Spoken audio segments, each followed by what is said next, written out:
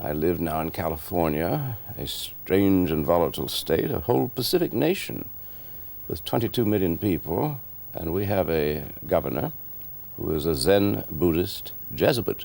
Now, this is practically a resistible combination. He's called Jerry Brown, and his second go at the governorship, his second term is over, and he wants to go to the United States Senate, and I would like to go to the United States Senate, so we have to always say this very carefully, we are both thinking seriously about running in 1982, which is a little over a year away, but you plan early and you run hard. In England, you stand for election, we run. That is one of the many differences between our great lands. Every American boy is told that he could become president. Do you still believe you could become president? Every American girl now is also told she can become president.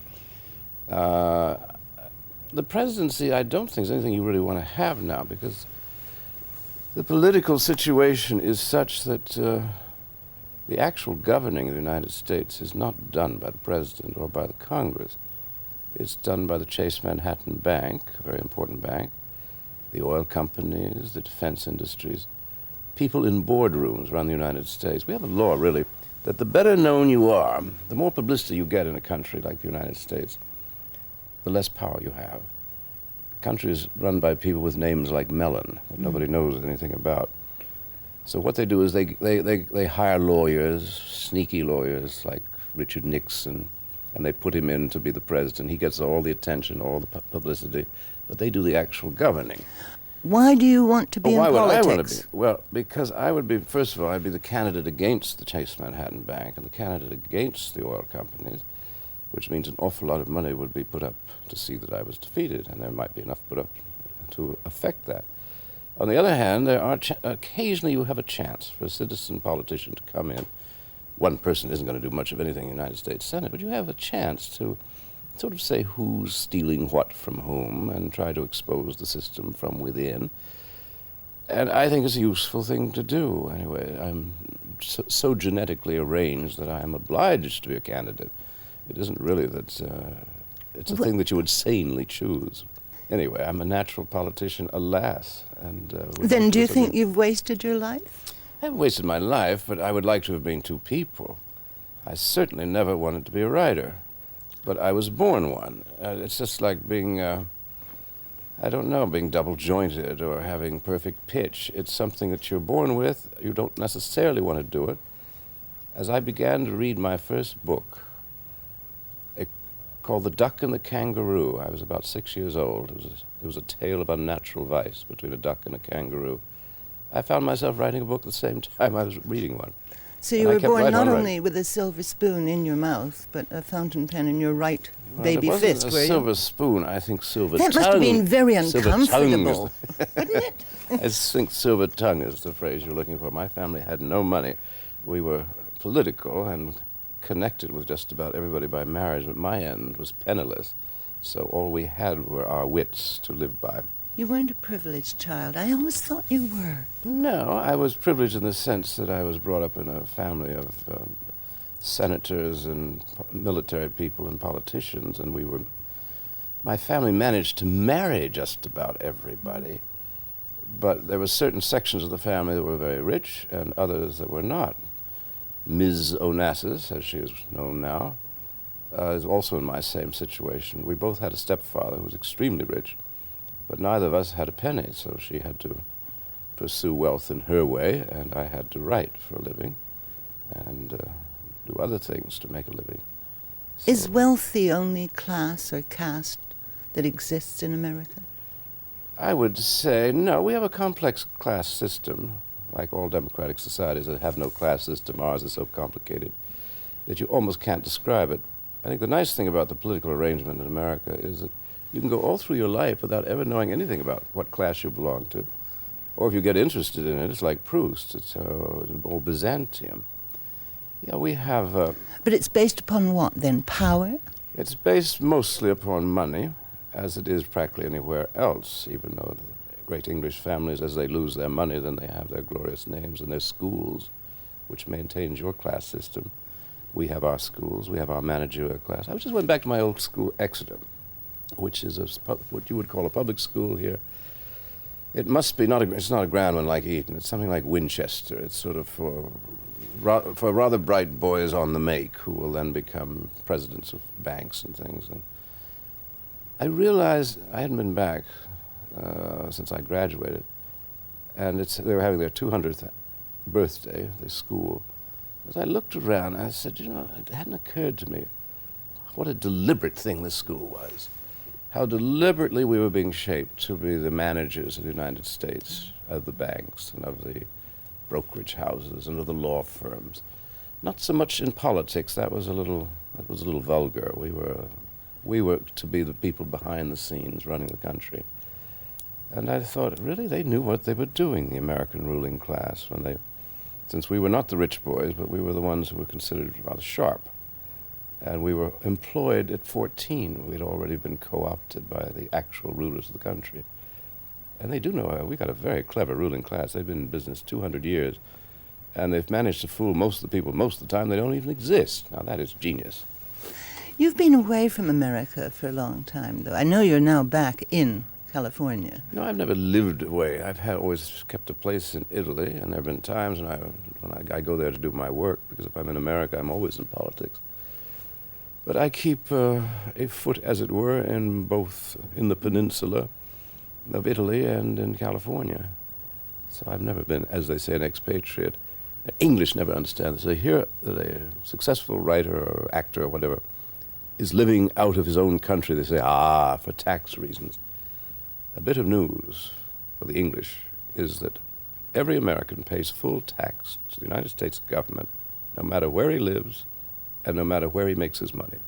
You could leave the United States tomorrow, never come back for 30 years, earn your living in Afghanistan, and the Americans would insist that you pay full tax.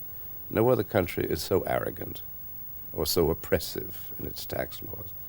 So all my time in Italy, I was paying American tax. There was no advantage. How is America these days? How is America these days? Well, I was taking America's temperature just last week, and it's slightly higher than normal. We have 60 million handguns in private hands, and you can see what happens now as they keep shooting presidents and one another. I would say the country is in a disturbed state. Ulysses S. Grant was one of our greatest men, not a good president, but a great general, and a marvelous memoirist. Gertrude Stein and I both agree that he is perhaps the best American prose writer. He said something very interesting. He was a young West Pointer in the War of 1847, in which we tore a big chunk away from Mexico, which is now California, Texas, and so on. And he hated that war. And then later, when the Civil War came, and he writes this in his memoirs, he said, I think that nations, like individuals, they must pay a price for their ill deeds. He said, our war against Mexico was as wicked and unjust as any European war. And he said, I think the Civil War was the vengeance and the judgment of God on the American people. Well, I think the judgment of God is on the American people for what we did in Vietnam.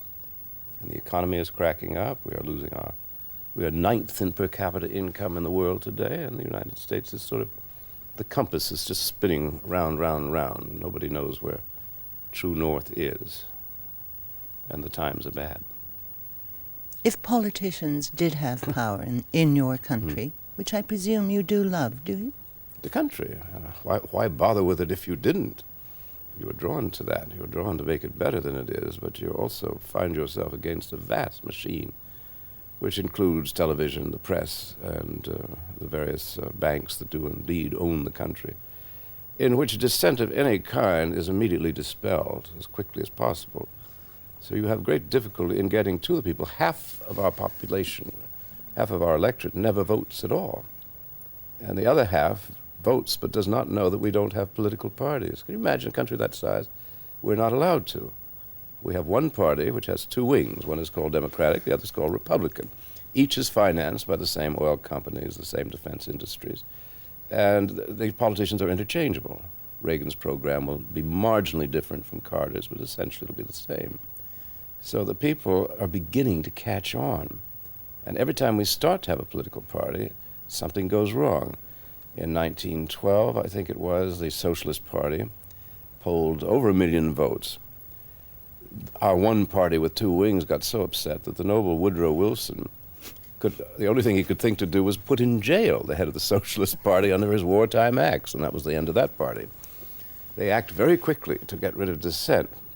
This is why I'm a figure that does not exactly fill them with joy.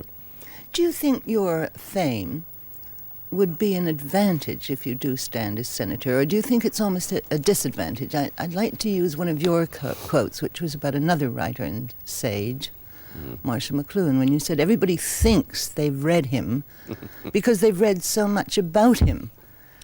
And I think that probably applies to you, doesn't it? Oh, I'm sure it applies to me. Is it more? Do you think there's a danger in being known for being well known? I think there is, in politics, no danger at all in being known for being well known. As a writer? As a writer, you're only going to appeal to 5% of our people read books. So there's a whole vast majority that does not read books. I have, curiously enough, coming as I do from, I suppose the word is the left, I have exactly the same advantage as a politician that Ronald Reagan had, except that I don't have the money.